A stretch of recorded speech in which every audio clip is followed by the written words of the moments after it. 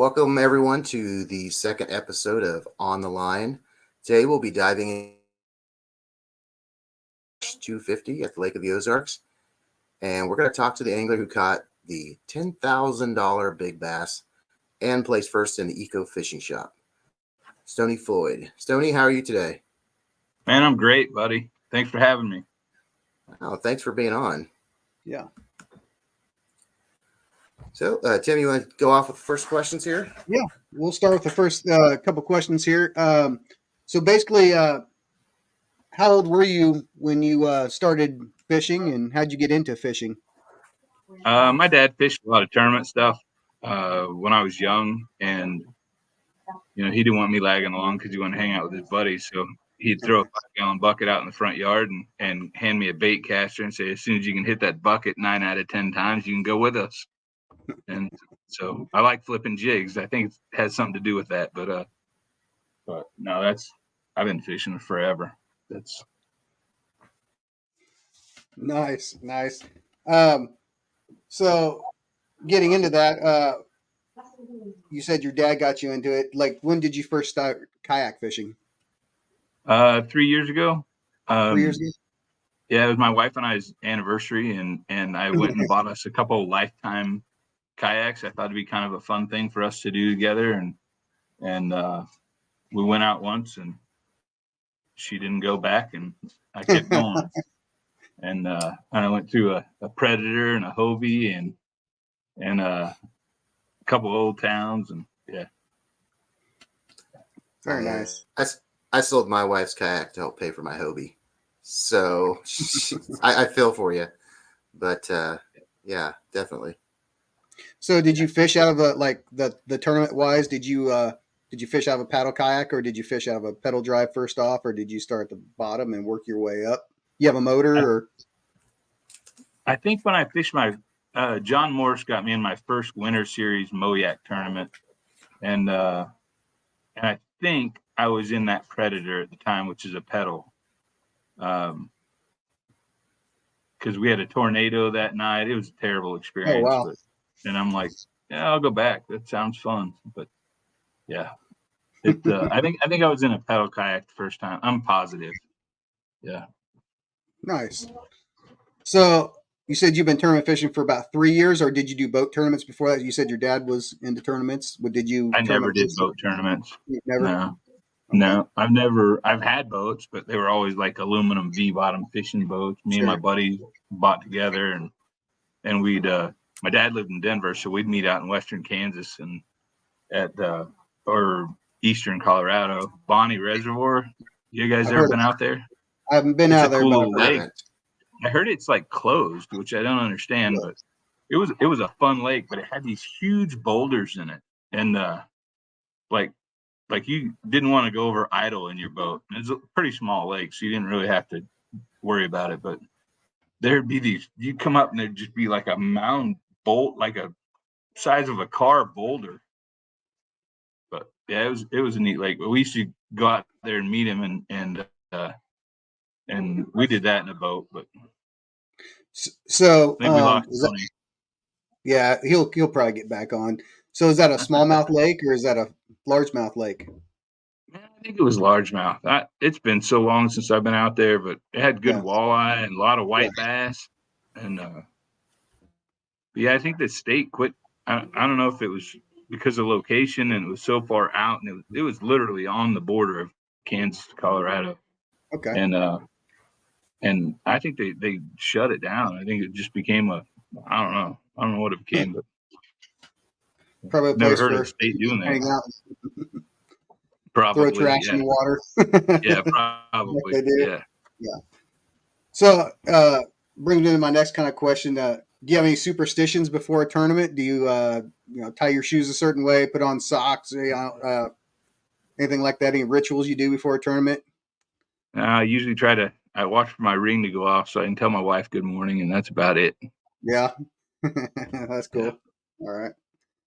Yeah. I think we're losing Tony in and out here. Last podcast, it was me losing signal, and I had to, like 5 minutes before the podcast, my internet went out on my laptop here, so I had to get my phone out. So I'm like shaking, like trying to get it all just right. And I'm like, oh my gosh, I'd set up like a week before, had everything set up, and then it just went dead. And I'm like, oh man, of course it does. But You gotta have growing pains. Anytime you start anything, you gotta have growing pains. yeah, I got Starlink now, so I live out in the middle of nowhere on 30 acres, so it's like, yeah, internet's kind of crappy out here. So that Starlink really helped me out quite a bit. He just says continue on, so we're going to continue on. So this is kind of a segment 4, getting to know you, who you are. Let's see here. So since we're talking about bass fishing, what's the biggest largemouth you've ever caught? And what's the biggest smallmouth you've ever caught? What's your PBs? It's 7 pounds 9 ounces on largemouth. 7. And caught it up at a little small lake in Missouri, and this year actually. Oh, really? And yeah, How many and inches was that then glass? 22 and a quarter or 22.75, something like that. Okay, very nice. It was a hog, and then I caught 3 smallies over 20 when I fished St. Clair in the All American Series. So those would be my best smallmouth by far. But that lake is a bucket list lake, man. If you ever St. get Clair? a chance, oh yeah, it's a big old Really? bowl. It's 8 feet deep all over it. Just everywhere's 8 feet deep, bunch of grass and just Water ripping. clarity good? It is until the boats get out there. Man, it Yeah. gets busy. It was crazy busy on Saturday, but just ripping flat sides through the grass as soon as they come off that grass, and they just hammered. It was so much fun. I can't imagine a flat side coming off grass and then a 5-pound smallie hitting it. That'd be pretty. Hammering it, dude. It's You know, insane. like Yeah. a shark coming out of that Yeah, grass. right? Yeah. That's pretty cool. That's Yeah. pretty cool. So Tony, you want to start with question 2 on segment 4 there? Kind of. Yeah.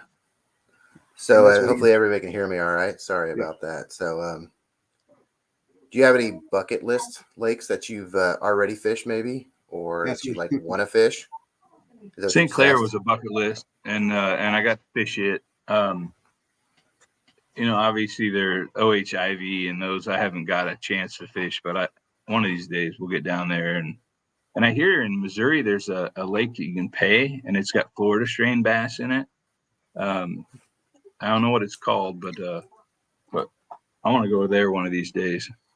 I'll find it by the end of the night. Yeah, Yeah. it's a pay lake, and it's closed now for hunting season. Yeah. And but yeah, I've talked to several people that said it's got some massive Florida strain bass in it. Tony and I went down to Camelot Bell down in Texas and fished that private lake. It's two lakes side by side. They're 50 acres. One's Camelot Bell, and the one next to it is Wolfpack. And there's up to 15-pound largemouths in these 50-acre ponds. So we got a guided service, and the guide said 2 days before we were down there, it was the biggest largemouth he'd ever seen, probably almost 16 pounds. Hit this guy's worm, fought it all the way back to the boat. It was like 16-pound largemouth, and it came off right at the boat. He said the guy just started literally tearing up, crying because it was the biggest bass he'd ever had on by far. I don't even know what a fish bass that size looks like, man. I can't even imagine. Yeah. So I caught an 8.3 down there, and I've caught plenty over 6. And I pulled it up, and I was like, "It's a 10-pounder," and the guy's like, "No, it's like 8." And I was like, "There's no way." It was 24, I think 24 and a half, but I was like, "There's no way it's 8." He goes, "Yeah," and we weighed it was 8.3, and I was like, "What? I can't even imagine what a 10 or 12-pounder looks like if this is what an 8.3 looks like." He said it'd be 10. It'd be 10 when they spawn, but not right now. So pretty impressive.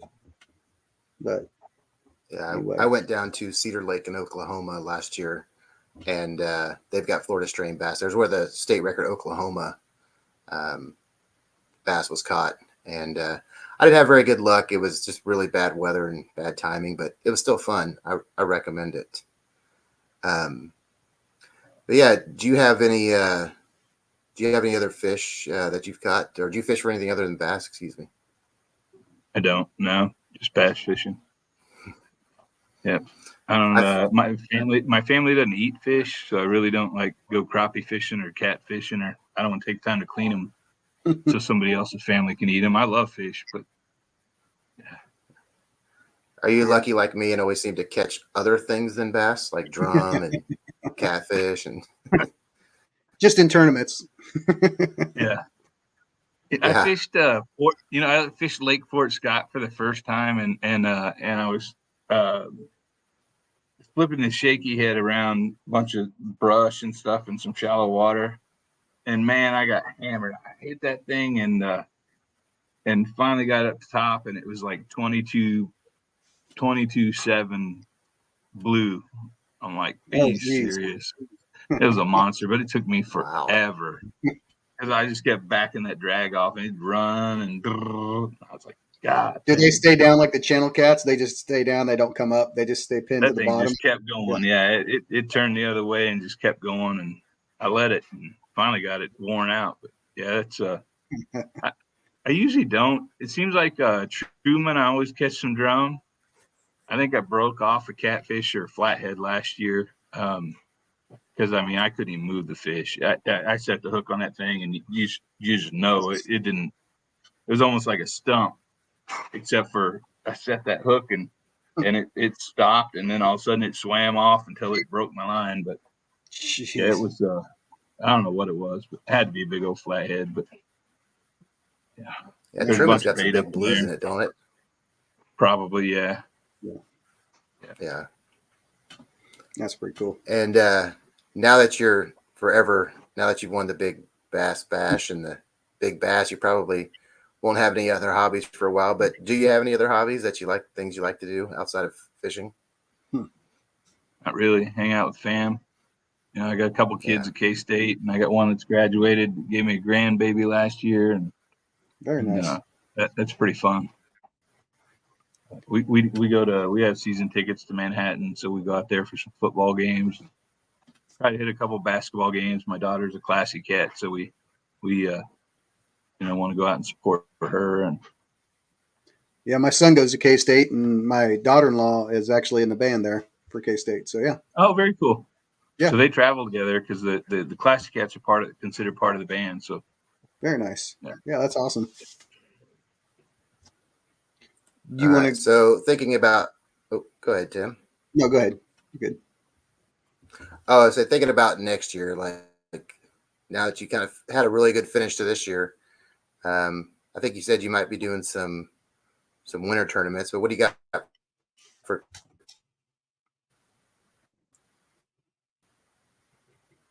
I think Tony was saying, "What's your goals for next year?" Basically, I'm gonna throw my hat in the Bassmaster series, and Very I'm gonna nice. see if I can compete. And that's a big deal. Some great guys. Marty Hughes is a good friend of mine, Good guy. and when I watch him end up in 50th or 60th place, I'm like, oh, do I really want to do that? Because that guy's a stick. But yeah, I think you have to. If you get to a certain place in this and you're doing okay, and I'm pretty competitive, but I don't want to. It has to always be fun. You know what I mean? Yes. I go fishing, and that's my thing. I just want to go fishing, but I love fishing new lakes. That's why I like the All American Series so well. And it's done. It's over. So they just didn't have enough. We didn't get enough anglers to sign up. And Josh did a great job. Trying to. He drug it along for probably a year or two too long, but it was fun because we got to fish lakes that I've never been to, and that's kind of my favorite part is trying to break down a lake and figure out where the fish are and what they're eating, and that was a big deal with this tournament with the Lake of the Ozarks. Was thank God I had all the tournament guys in boats. They were all spewing all their stuff, and I'm like, it just makes sense, what they said, and I'm like, I'm gonna do that all day, and I'm gonna stay in the area I was at because there was fish there and there was lots of bait, and yeah. So I'm gonna throw my hat in that ring and see how I do, and hope I'll commit to it for a year. And Nice. Are you gonna try to hit every one of them then? yeah, that'd Or be my just goal. I'll travel. nice. Lance Burris is one of the guys that he got me into Kistler, and he's a great angler, and he's done well in the Bassmaster, and so I'm gonna try to tag along with him and hopefully get some pointers, and we'll see. Very nice. Yeah, the two brothers here are probably going to do it as well. So we're talking about doing the Bass series next year, at least 3 of them. So Very cool. It'll be fun. It'll be fun. Yeah. Yeah, I met Lance down at the championship earlier this year, and really good guy. So he's a great guy. Yeah. I look forward to beating all these people again. I probably forgot a lot of their names, but met so many people in like 2 days time. So yeah, Steve and Wally and the people I never imagined I'd meet. The KBN guys, I've watched I don't know how many of their podcasts. I never thought I'd meet them, and they are such, like you were saying, such nice guys. They're just nice guys. We had so much fun. We drank way too much beer and had a lot of fun. Yeah. Yeah. I would have too, and I don't drink, so I would have been. Yeah. You'd have seen me drunk for the first time. So yeah, it would have been a pretty good experience, I think. But live it up while you can. You know what I mean? It's only well, you'll probably maybe get it next year. You never know. Hope. Yeah, that's awesome. Well, you want to go into the next one, Tony? I'm coming for you. Yeah. So you want to go to the tournament? Yeah, go ahead. Go ahead. Breaks down.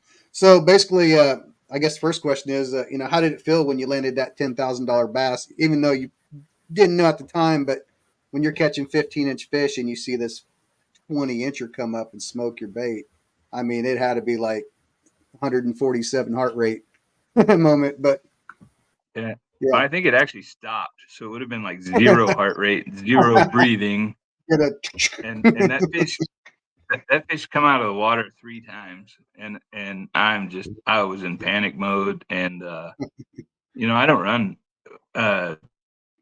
Somebody asked me the other day, what trailer do you run on your buzz baits, and on my 1/4 ounce ones, I don't run a trailer. I run a trailer hook, but I've never run a trailer on it. It's got a black skirt on it, and it seems like a lot of times they'll hit that and they're swiping at it. They're not trying to eat it, and I get a lot of.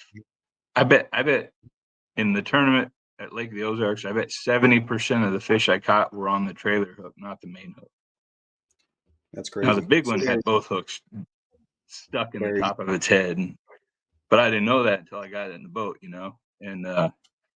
and so yeah, it was, and I knew because I'd upgraded a 14-inch fish just a little bit earlier, and I looked at the board, and I seen that the biggest one was 19, and I'm like, buddy, I got a chance, and that's when it kind of kicked in. I kind of got a chance here. And then I upgraded another 14.25 to a 15.5, and I'm like, man, I really got a chance. And so I didn't eat dinner when we got there. I was so nervous. It was terrible. I can't even imagine. I'd have knots in my stomach. Oh yeah, there it is. Yeah. Those gloves are awesome, by the way. I got those at Fritz's while I was there because I didn't know that cold weather was coming. And I was going across the lake tying knots with those things on. Dang. And they're pretty warm. I'm like, that's pretty amazing. Are they rubber fish monkeys, or are they like the? They're like neoprene. Neoprene, okay. Because that's what I use. I bought some wool ones, I think, and then I've got some of their other stuff too. But yeah, they're good. Yeah. Good quality. Oh yeah, I got the woolies with the half fingers and. Yep. Yeah. I was using them last night actually. Trying to get one more run in with the monthly. Maybe you can get a sponsor off that. Yeah. Yeah. I hope so. I mentioned them in my post, so I was working on it. Very nice. Those weren't too bad. They're like $29. Some of those woolies get up in like $49, $50. Yeah. But the Moyak. We have a no, not with Moyak. We have a little local club starting, and it's like Lake Shawnee North State Fishing Lake, some of the other ones. But yeah, we might do that a little bit. Yeah, I fished. You guys, I know you do. Clayton, and he's such a good dude. He's probably the best thing that happened to me when it comes to fishing. As far as we both love to fish as much as we can, and so we try to meet up on the weekends and go somewhere if we don't have a tournament or something.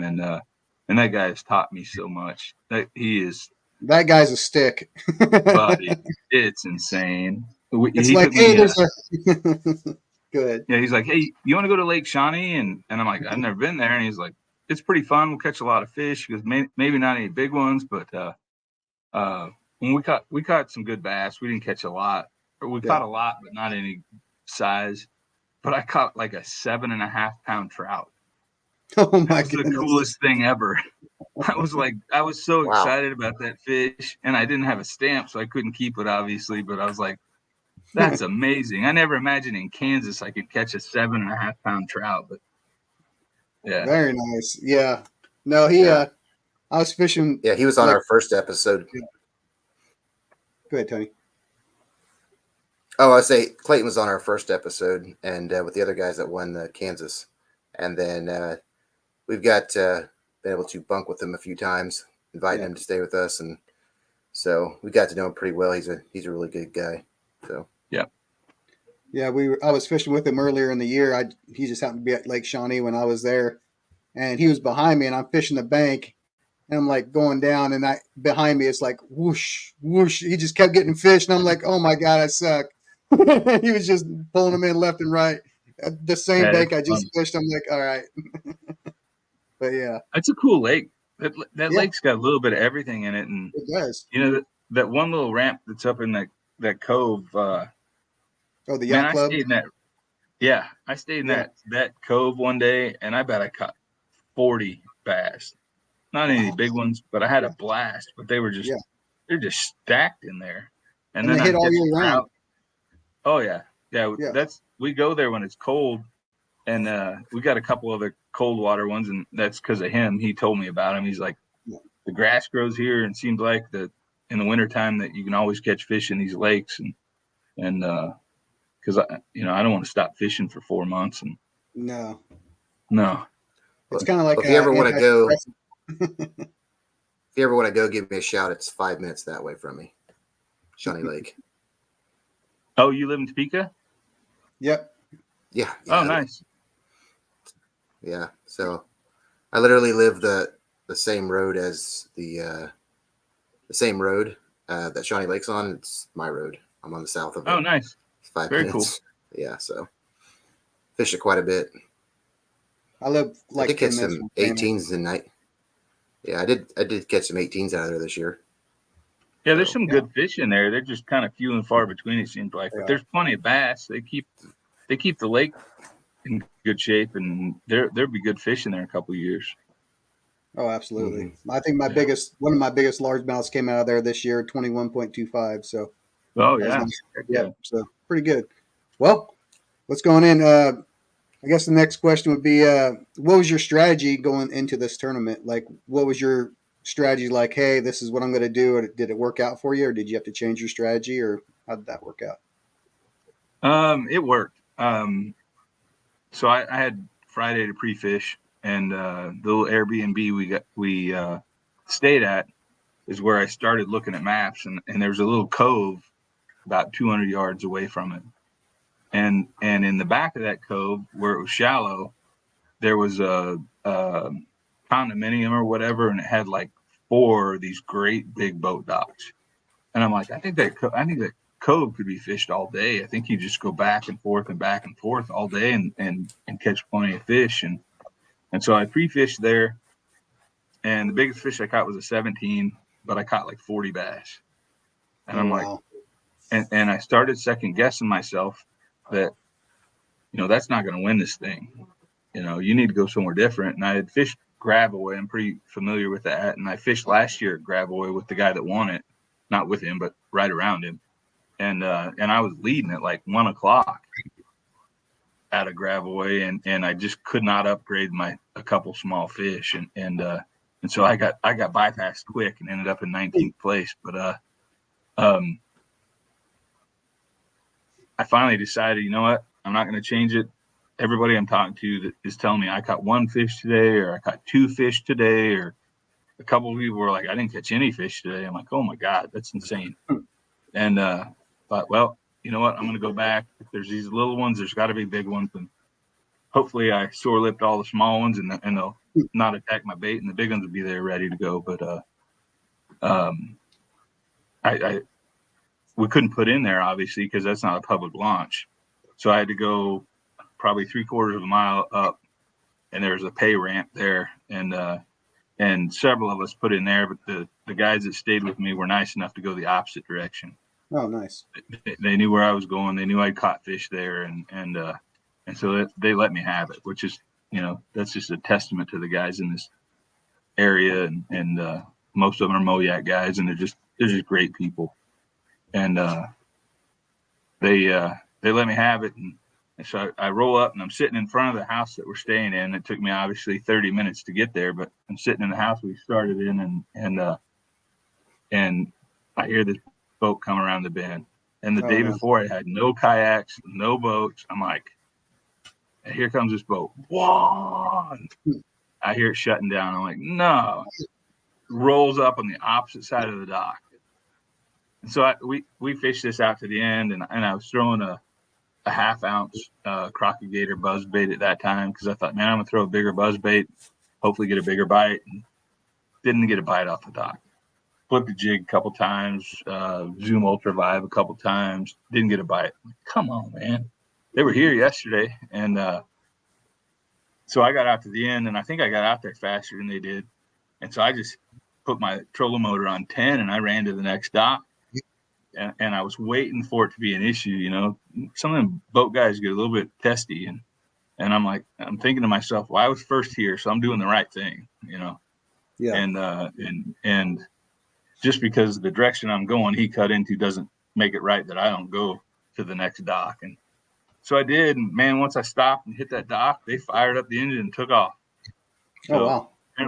Apparently they didn't catch any fish either. But and I got to that second dock, and I threw that bigger buzz bait, I don't know, 8 or 10 times, and no bites. And I'm like, man, I'm going back. And I tied up 7 rods. I had 2 1/2 ounce buzz baits tied on, 2 1/4 ounce buzz baits tied on, a jig,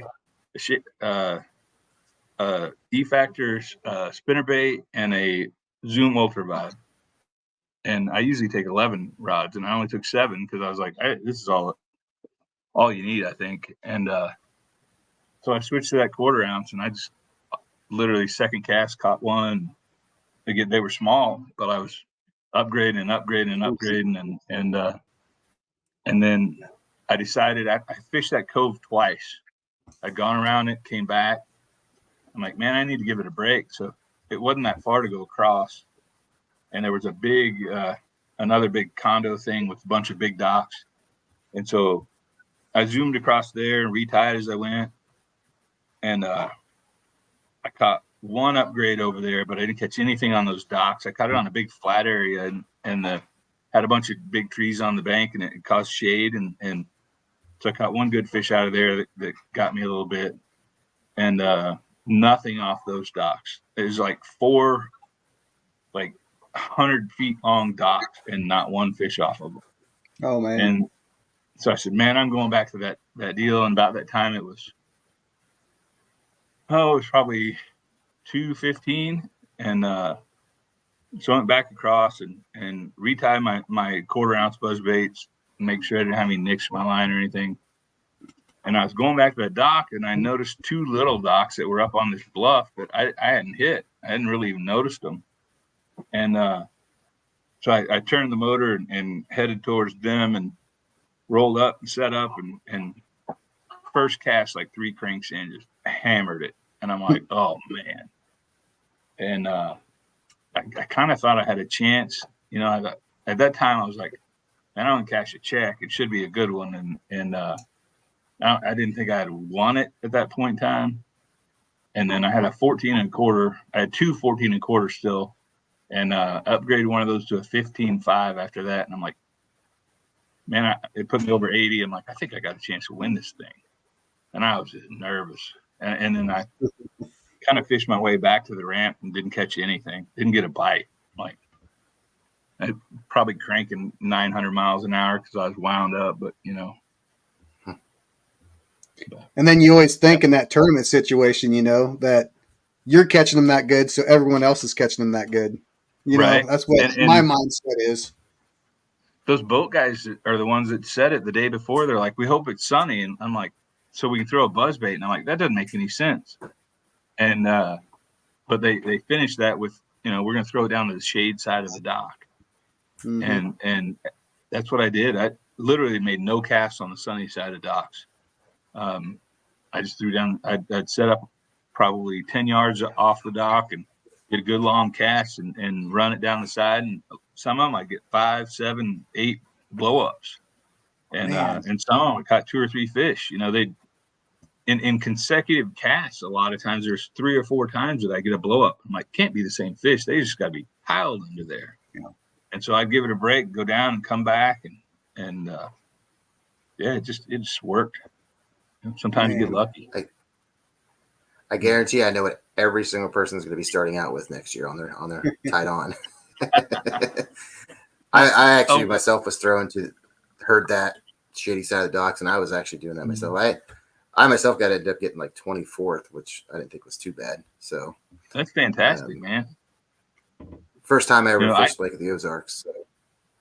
Yeah, the first year I fished there, I got 40 inches. And then last year I ended up with like 70.75 or something like that. But I had it by like 11 in the morning, and I could not upgrade a fish. I think that's worse than anything, because you get frustrated and I'm like, I know they're here. And then about like at 3:45, I'm in 2 feet of water, and it's a big flat area, and there's a couple stick ups, and I make this big long cast, and I got like 30-pound braid on. And now I fish fluorocarbon with my 1/4 ounce. I don't fish braid with it. And I make this big long cast, and I'm running across the top of this brush pile, and it just blew up. And I set the hook, and it popped. And I'm like, I don't know what it was. It could have been a catfish. I don't know what it was, but it was, again, one of those that you don't even turn. And I'm like, that was the fish. And I just put my stuff up and went to the boat ramp. I'm done. Man, that's pretty cool. It's a great tournament. Jonathan and Travis, those guys, all they care about is that everybody has a good time and enjoys it, and comes back and leaves with prizes. And they're just awesome. I'd ask you what the best part of the tournament was, but it's probably that check button being put in your hands. Or the checks. Yeah, it probably was, but just after it was over and everybody coming up, and I got more hugs that night than I got in the last 10 years. It was so cool. People, I know most of these people. A lot of them I know by Facebook. I don't know them by person. I've never met them in person, but we've become friends, or we shared lakes, or if I'm fishing a lake that I know they live in that area, I'll hit them up, be like, hey man, any pointers on this lake? And all of them come up, and it was just so cool. And all of the things that people say after the fact were just kind of, I don't even know how to describe it. It was the coolest feeling ever, a lot of times you don't know how people feel about you. You don't talk to these people. You don't, I just go fishing, and the kind words were probably the best part of the whole thing. That's awesome, man. Yeah. That's pretty cool. It's amazing. You're like competing with these people, and you're like, I just beat these people and I'm taking home the check. And you think a lot of people would be like, they're rooting you on, man. Yeah, heck yeah. But they're like, crazy. The first ones to come up and give you a high five, a fist bump, and just be like, congratulations, good job, you earned it. And it's like, and you're still in your own head, you're still not even like, it hasn't even sunk in, right? So, yeah, the people in the kayak world are great. They're different than boat guys. I don't know why, but they are. Yeah. Actually, they're definitely. Go ahead, Tony. Oh, I say they definitely more apt to share their knowledge and experiences, and we've all had the good days and we've all had the bad days, and it's just really a community. So yes, the really cool thing is my kayak broke, so I had a crack in my deck, so I filed a warranty claim with Old Town, which was the best experience ever. And I had a new kayak in my garage in a week. The problem Holy is cow. it came in Saturday, and I left Thursday for this tournament. So I called Eco and I said, hey, can I rent a kayak? And they're like, rent a kayak? What? Like, I'll call you back. And Jonathan calls me back and he's like, hey, Travis said just use his. I'm like, what? He's like, said just take his.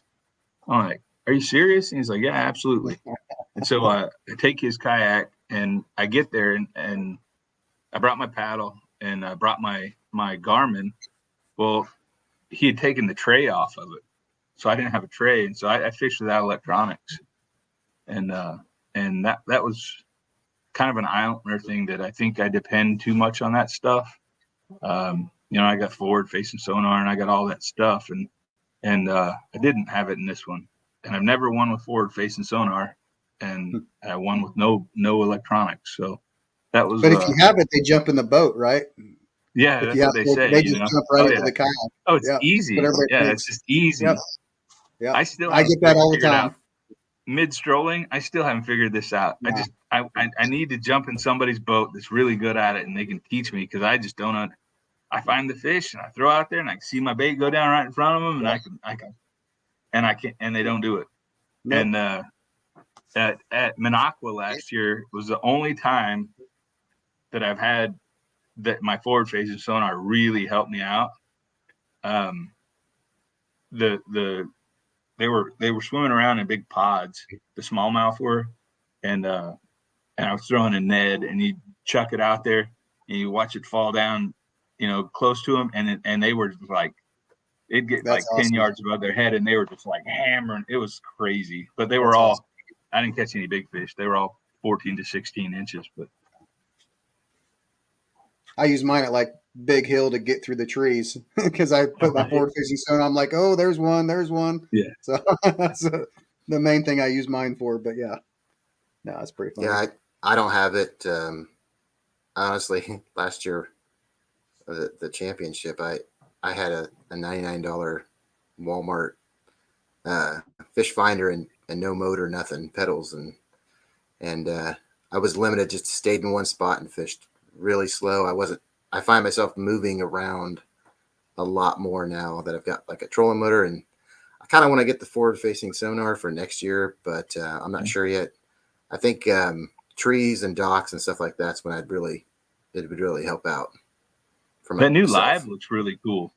I'd like to actually play with one of those and get it on my boat for a little while and see how I like it. $1,000. That's crazy. Yeah, $1,000. I got a deal on mine. It was $16.99. So yeah, mine was expensive too. But yeah, it's the for the whole bundle for $1,000. Yeah, that's crazy. Yeah. Tony, you want to take the next question? Yeah, sure. So just kind of finishing up here, as we really want to get more people involved in kayak fishing in Kansas and really anywhere that wants to watch and take time to watch the videos and the podcast, but what's one piece of advice you give someone who's really just starting out, and whether it be fishing, kayak fishing, or even tournament fishing? What would you say is the one piece of advice? Man, I'd say jump in, just do it, and don't set yourself up to be disappointed. Set yourself up to learn. Go to the awards. That'd probably be my one piece of advice, because you'll get more information at awards, and this is it's a long-term deal. Can some guys come in and first tournament win it? Yeah, they probably can if that's their lake or whatever the case is. But there's so many baits that I never threw. I mean, some of them I didn't even know existed until I got into this and had Airbnbs where guys were staying and gals were staying and sharing information and bouncing ideas and I threw a free rig at this one, and I only didn't throw it much. I threw it about 10 casts and got hung up in a brush pile and broke off, and I was so impatient I didn't want to retie it. So, but that's kind of a cool idea to me, that concept of that, and how did nobody ever talk about that before, you know? And so I had to go out and buy me the egg sinkers with the little metal clips in them, and so I could try that. And I threw a salamander. I was hoping that maybe that slower fall by them docks might be a good trick. And I found a brush pile, so I broke off and I just shoved it in the box and went on. But yeah, I don't know. I'd say just jump in and don't have too big of expectations, out of the gate. Do it. We all want to do good, and we're all probably competitive, or we wouldn't be doing tournaments. And because if you set your expectations that high and you're disappointed, then you're bummed out and you didn't have any fun. Just go fishing and have fun. And if it works out, great. And if it doesn't, you met somebody new probably. And I can't think of a tournament that I didn't meet at least 5 people I'd never met before. You know what I mean? Yeah. At the ramp or at the awards or wherever. And just go fishing, have fun. I think a lot of people think that jumping into kayak fishing, it's like you're a professional. They won't talk to me. They're going to be rude to me. Like when I first jumped in, I was like, oh, I'm so nervous. I don't want to say anything. These guys. I was too. Yeah. But I think that's where it's like, hey, no, just come up and say hi. That's all you got to do. Yeah, just come fishing, man. If you got a question or I've had, so we have Stockton coming up in a week, and I had 3 people reach out to me. Hey, you going to fish where you did last year? I'm like, yeah, probably. And they're like, okay, well, I'll stay out of there. And I'm like, man, that's like the coolest thing ever. And all of them, I'm like, don't stay out of there. If that's where you want to fish. It's that's a ramp, and anybody can launch from it. And yeah. I'm the guy that always share the information. If somebody asks me, if I make a post on Facebook and I say, oh man, had a good day, caught 25 bass today, if the big one was 22 inches or whatever, and if somebody asks me on there, I'll message them back. I probably won't answer on there because there's a lot of people on there that are there for the wrong reasons, but I'll message them back, say, hey, I was at such and such lake and I was throwing this, but I'll always share. Cool. Yeah, if somebody asks me, I'll always share, because I've asked a couple people, and there's a guy in Kansas that's actually a guide. And I asked a question one time, and he had such a crappy response. And I'm like, I unfollowed him and whatever. I'm like, whatever, bro. I know which one you're talking about. Yeah. I think I've seen that post. Did you? But I know, I pretty much know. I mean, I know Perry very well, and I know Clinton pretty well, so I pretty much know where he fishes anyway. But yeah, it's one of those deals where I got my PB smallmouth out of Clinton this year. Really? How big? How big, Tony? Yeah, 20 incher, 20 inches, 4.01. Out of Clinton. That's awesome. How's that? Is that better? I fished Clinton one time out of my kayak, and I got 2 fish all day. Oh, yeah. We have a little local weekly tournament there, and it's like 3 8-inchers for me. It's like, oh, I got an 8-inch fish. Yes. Yeah. But there's big ones in there, but they're few and far between, really. So. Yeah, when I was there, I were hitting good, because the boats were piled out in the middle of the lake. There was a bunch of them close to each other, and I think they had to be chasing walleye or maybe crappie, but I think walleye. Viper, probably. Oh, is that it? Yeah, more than likely if it's Clinton. Yeah, but probably walleye too. But yeah, that's awesome, man. Was it anything else that we didn't talk about you want to add yourself, Stony? Anything you want to add? Sponsor shout outs or anything like that, or anybody you want to? Man, I have the best sponsors, and I'm pretty. I don't want to take a sponsorship that I'm not going to use their product. And Council Bluff Crankbaits, she told me no, I don't know how many times. Or Crock-O-Gator, Joey Hagley told me no, I don't know how many times. And I'm like, man, you don't have to give me a discount. You don't have to do nothing. I just want to be part of the team.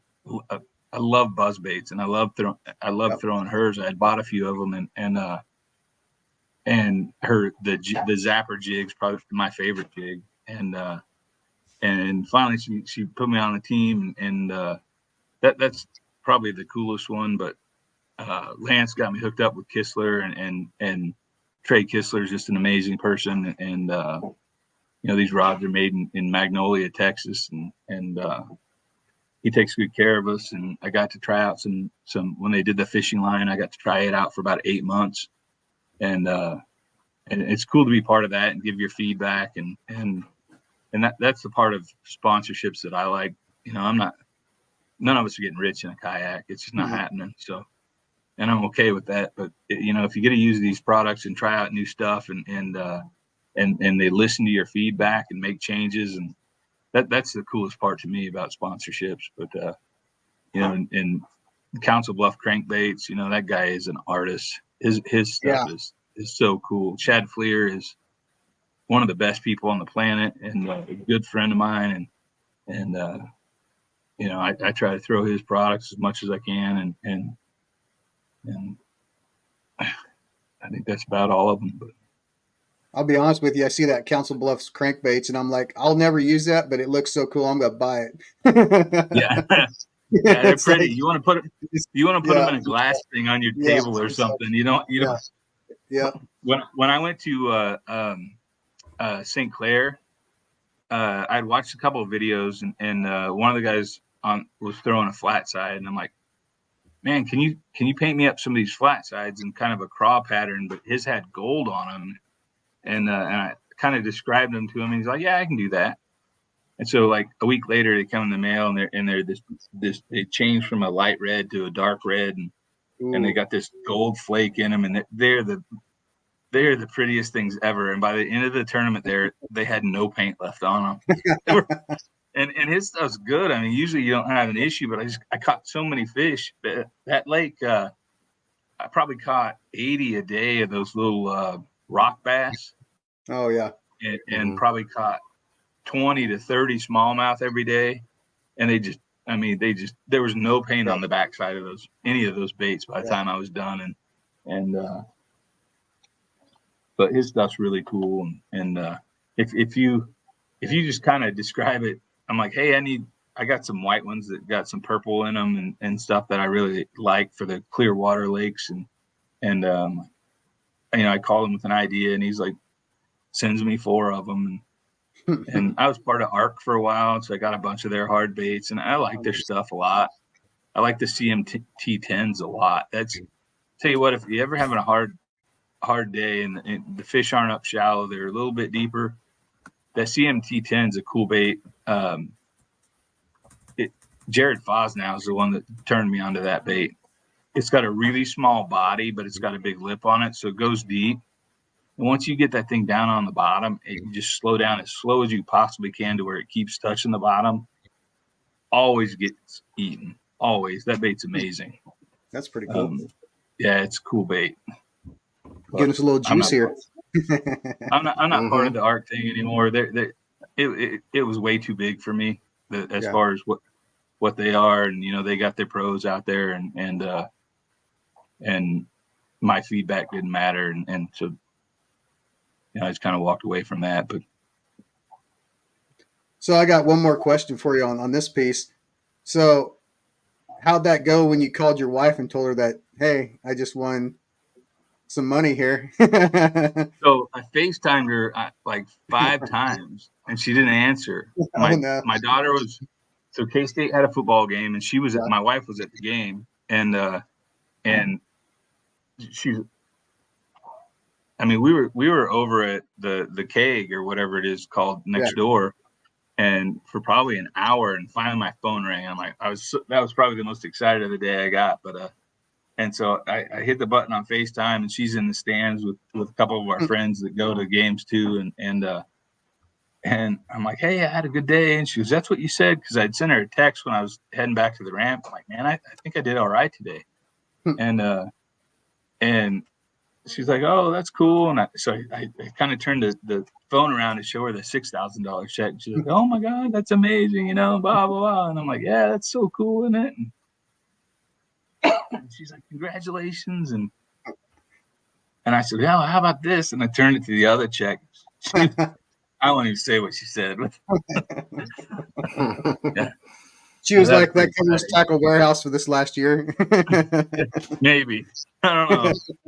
It's Omnia, but yeah. Yeah, I love Omnia. That thing, I tell you what, if you want intel on lakes, that is the best site. It's and the deals, and they throw in jerky and all kinds of fun stuff in your boxes. And if you're Omnia Pro, which you have to pay for, it's not like a sponsorship or something, Yeah. but you get water temperatures. You get free shipping. No matter if you order a $3 lure, it's free shipping. You get a lot of cool things. That Omnia Pro is really cool. And it's like $50 for a year. I'll have to try that out because I use Deep Dive and it's good, Yeah. but I haven't tried the Omnia stuff. So Yeah. Omnia Pro is a really, really cool deal. Okay. And Let's try that out. anytime you order $50, you get a bag of jerky. That's $10, you know, Jeez. and free shipping. So that's another $10 anymore. Is it Bridgeford or something? No, it's like They sponsor it? I'll go grab a bag because I got like 50 bags in the garage. But You're gonna make it's it's really all right. Don't worry about it. You're gonna make me hungry. Don't worry about it. You had me at. I like fishing stuff, but I also like jerky. It's just about as much. So just for that alone, I would probably order something from there. The cool thing about that is if you have a lake you're going to that maybe you've never been on before, if you type in the search bar that lake, it'll come on all the reports that came from there, no matter if it was last year or 10 years ago, and it'll show the baits that they used and what time of year it was and what the water temperature was, and it'll give you everything. I mean, it takes some time to read through a lot of it, but I don't fish a tournament without going to that, and even lakes I've been to, like this one, I got on there and a bunch of people were like buzzbait. So I ran to Fitz's and made sure I had plenty of quarter-ounce buzzbaits and a couple half-ouncers. And the quarter-ouncer is a lot lighter wire, so it gets pretty bent up. I mean, a 14, 15-inch fish. So you got to really learn how to adjust that thing, get it back to – it whistles instead of thumps like the big one. It's just got a different sound. And so a lot of times you'll flip it out there 10 feet after you catch a fish just to make sure you don't want to waste the cast and listen to it. Just make sure it's still making that right noise. But when it makes the right noise, boy, they eat it. It's something. Funny story. I stopped at Everhart's on the way up, and I got 2 white ones and 2 black ones, 1/4-inch Crock-O-Gator buzzbaits, but I never put them on. Oh, man. Yeah, I know. Not when you said that, I'm like, oh my gosh, I had them with me. I even picked them up because they look like they just look so good. And they're amazing. And people are like, oh no, you got to throw big baits, and I kind of had that in my head too. I tied on 2 big ones, and my motto's always been that elephants eat peanuts. Yep. No, you're right. Yeah, and I've caught that Zoom Ultra Vibe is probably my go-to bait. If the bite's tough, I'll Texas rig that thing and with a little 1/4-ounce weight and always get bites on it. You know what I mean? And I get a lot of perch bites and they eat the legs off them. You got to put new baits on a lot, but no, I fish. Most of my baits are small. I very rarely throw a 1/2 ounce of anything. My jigs are all the Zapper, not the Zapper HDs, so they're 3/8 ounce, and I'll cut the skirts back some, and I think that smaller profile gets more bites. I think you're right. We're both finesse fishermen, so I agree with that statement. Yeah, I won Stockton last year on an Ed rig. Yeah, made everybody mad. Yep. Yeah. They say some bad words when you say use an Ed rig. Mm-hmm. That's what I won my championship on last year. I also caught a 6-pound largemouth this year on a super small finesse jig. And nice. So I'm hooked. Kitech's got some really cool. Their little finesse jig. I love that thing. Mm-hmm. It's pretty awesome. It's tungsten head and it's small, and you can take those. I think of the package. The package is like black and yellow, but they're just a little bitty body and got big flappers on it. As a trailer on that thing. Yeah, there you go. Net baits. Yeah. They're little what do they call that thing? They call it a Pacu crawl. Yeah, there you go. A paca. Yeah. Yeah. That thing's awesome on that little Kitech bait. Yeah. Yeah, that's pretty cool. Yeah. Well, shoot, we don't want to keep you for much longer because you got a great interview, and Yeah. just like I said, you got your sponsors down. This first time we met was at the tournament, Stony, and Tim and I actually saw you when you came into the eco fishing shop. We were sitting there waiting to check our boards in, and you had that look on your face like, I'm going to be a winner tomorrow. Like you just had that look on your face, and Tim and I looked at each other and we go, "Oh, he's got it figured out." And that was before we actually even met you or anything. I think you're talking to Jonathan, and he's like, "Hey, how'd you do?" And he goes, "I did all right." And I seen that look, and I was like, "Oh boy, we're in trouble." Yeah, I just had to. It worked out. Sometimes it does, and sometimes it doesn't. But I knew that I could. I thought I could get in the check line with the small fish, based on what everybody was saying and how few fish they were catching. And but yeah, it was. I went in that pretty confident, and I just, again, I didn't have electronics or nothing, so I had a plan and it worked. And that's a lot so of times cool. they don't. I've fished a lot of days where pre-fishing, I was like, I'm on them. I'm on them. The next day, I go do the same thing. There ain't no fish there. It's like, what happened? I'm a practice hero myself. I felt pretty good about getting 5 fish, but I wasn't thinking I was going to get anything big. But I think I ended up with 69.75. So I was for that big of tournament. I was stoked. I mean that was all I could ask for. So. Yeah. How about them door prizes? Right. Oh man. Oh, what? Really? Like I want a small battery, but still, like I cannot believe how many prizes they gave. It's away. Insane. So Travis and I were talking, and it was over $70,000 in payouts and prizes. Jeez, that's crazy. Yeah. And hopefully next year we'll get it over 200. And he said his goals is get it over 200, and there'll be more prizes. So. We're going to try to spread the word as much as we can. I know that. So get a few more Kansas guys over there. Yeah. So, it's worth the trip. And that time of year, you can get an Airbnb. Like my part of the Airbnb for 3 nights was $85. I mean, that's cheap. It's $30 a night. Yeah. I think we stayed at the KOA. So. Yeah. It was pretty nice. It wasn't quite that cheap. There's only 2 of us. So, yeah. He snores. Thanks really so much loud. for having me, man. I appreciate it. Oh, yeah, thank you so much.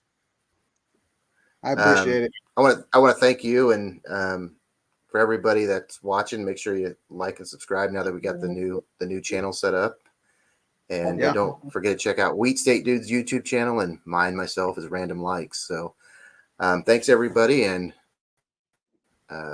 keep your lines tight, and we'll see you next time on the line.